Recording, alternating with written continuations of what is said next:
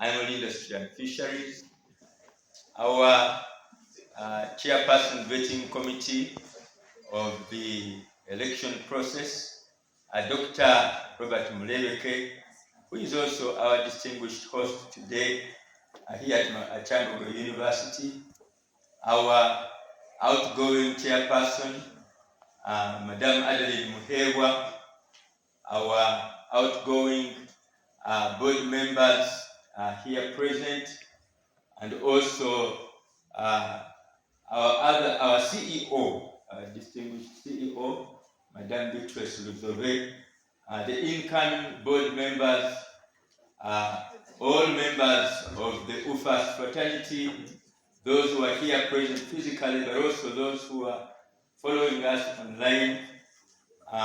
Good afternoon.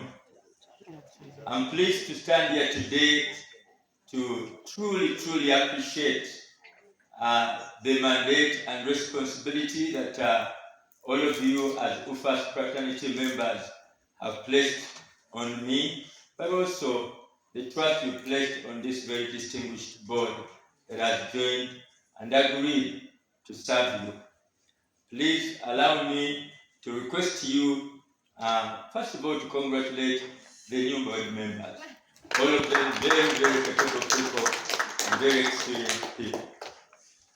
I also want to proceed by truly appreciating so much the chairperson and the committee of the vetting committee for the work and role well done in really running these elections. A very sensitive process, but you've been very careful to make sure that it runs successfully, transparently, and accommodating everyone's views, which is what we espouse. I'd like to thank so much our patron, Madam Beatrice Byarugaba. We celebrate you so much, your mentorship, your forward-lookingness, and always having very current and important ideas that you'd like us to focus on always. We really appreciate your mentorship and we continue to cherish it and looking forward to work with you as a new team and as a new board. Again, colleagues, allow me again to appreciate very much because we pride not only in being members of UFAAS, basically members who are professionals in agriculture and advisory, extension and advisory services, as well as practitioners in this space. But we also pride so much in the fact that we are part of a bigger fraternity, Africa-wide, the African Forum for Agriculture Advisory Services, but also part of the Global Forum for Rural Advisory Services.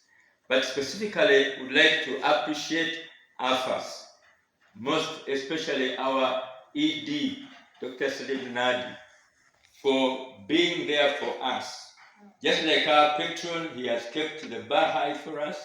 He has kept showing us opportunities, not only even showing us opportunities, but also supporting us to harness those opportunities. Kindly allow me to request you to first of all upload our patron with a good hand of appreciation. Thank you so much. And also now to upload our ED, UFAAS, Dr. Salim Nadi, and the Secretariat of UFAAS for the great support that you've given to UFAAS ever since it started. I also want to extend my personal appreciation, but I believe this appreciation also is representative of the hearts of the new board members, to our outgoing chairperson. She has been a distinguished leader. She has been a trailblazer. She's been our energy in many circumstances. Please let us celebrate her with a big round of applause. I would like also to say that and appreciate and recognize that the board is really a policy team. It gives direction, it shows where we should go, it proposes policies, but all these efforts cannot run without an able secretariat. And I don't know really whether I would have thanked this team enough, but all of you will agree that as much as the board sets the pace, shows the direction, we really depend on a management team that is capable. And so please again, let us truly and honestly appreciate our CEO, Madam Richard Miiro, and the team and the secretary for always making our work to roll on. We are recognized not only in Uganda, our visibility in Uganda, and even at the continental level and global level, really is steered by that ever-rolling wheel. Well-oiled, I suppose, but keeps us rolling and keeps us visible. Thank you so much for your hard work and your commitment to UFAAS and making us as a platform very visible. I want to thank very much those of you who were nominated but also expressed interest in serving, and maybe you've not been able to be selected to serve on the board, but I would like to say to you that you are very, very important. God gave me a heart that accommodates all people. And I want you to be assured that as much as you may not be up here with this very distinguished team, we shall harness your strengths and even make sure we groom you to be our future leaders. Be assured that's something that we are going to embrace as a board and work towards. So again, thank you so much for standing. Those of you who have the opportunity now to stand for publicity, again, be assured, as you've been requested, that we shall make provision for you to stand again, be well vetted, and you should be selected without any fear of favor or anything that is not transparent. I would like to again thank our host, Kyambogo University. We are proud of Kyambogo University. And way back, I used to be the academic representative at UFAAS, and I really prided myself in rallying as many universities to become members of our UFAAS fraternity. So again, we celebrate you, sir, for your equally good spirit. Thank the leadership of Kyambogo for hosting us, and I want to request our board members and all of us UFAAS fraternity members to continue to come and leverage this opportunity and goodwill that we have over here. Please also allow me to request you to thank our founding members. I can't mention all of them by name, but they had such a great vision to make sure that as people who practice extension, people who are professionals in extension, we have a body that brings us together to network, to sharpen each other, to really contribute to the cause of the agriculture sector in this country. Please again, if you don't mind, let's give them in absentia. I know one of them is RPO Tororo Zonai. Let's thank them with a big hand for setting the ball rolling for us. Now, ladies and gentlemen, as we take on this new responsibility of leading a body that is upfront with the rallying extension workers, professionals, practitioners, to make sure that they support our farmers. And now, as we recognize government policy is no longer looking at smallholder farmers, we also now have to look at the large-scale farmers. They have very special agriculture extension and information needs. We have also the whole value chain.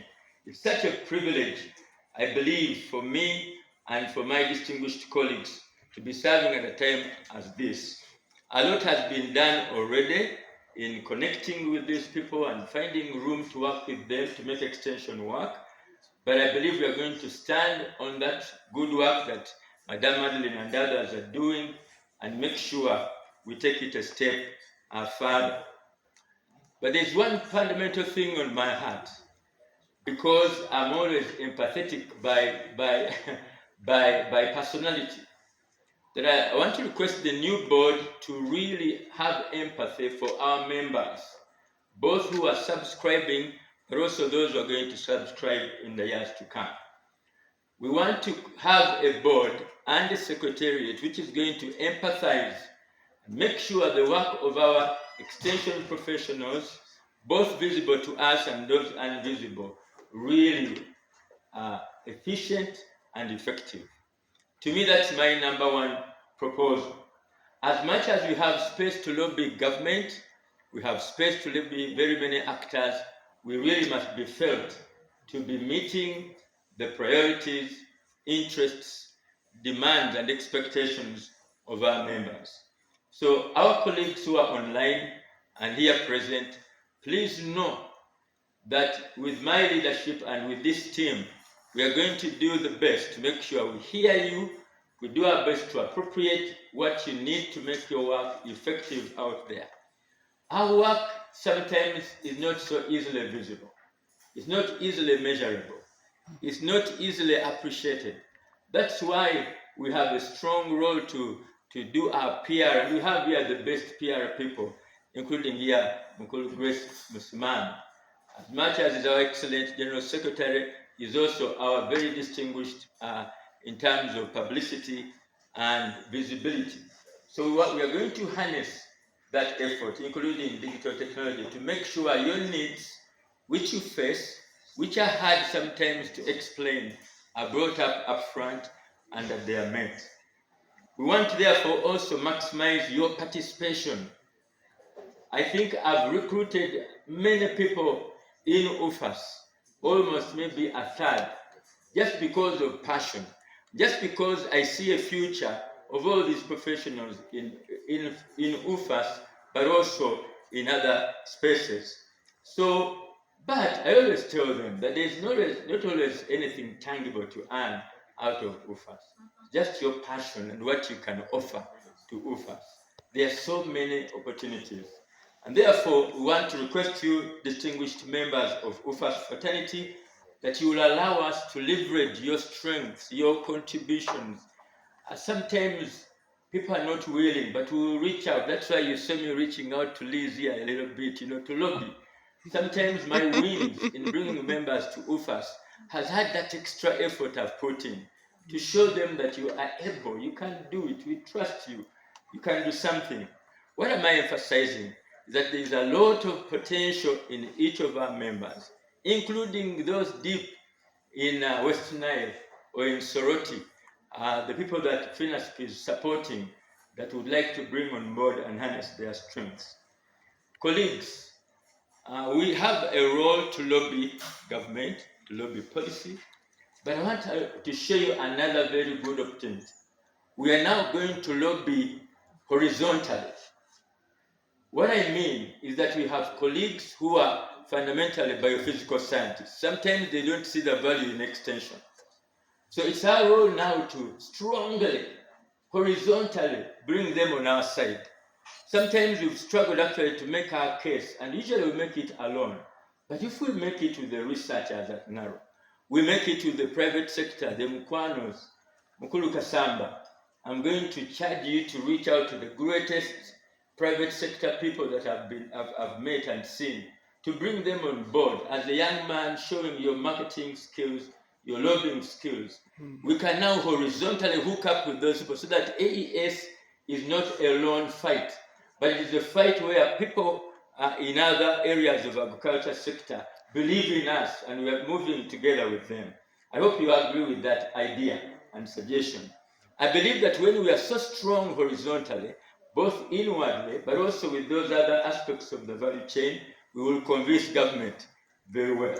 Sometimes we've been at the fight alone, but if we go together with them, showing them that they can't do without extension, I believe we are going to win. Ladies and gentlemen, I want to also briefly talk about the fact that we recognize we need resources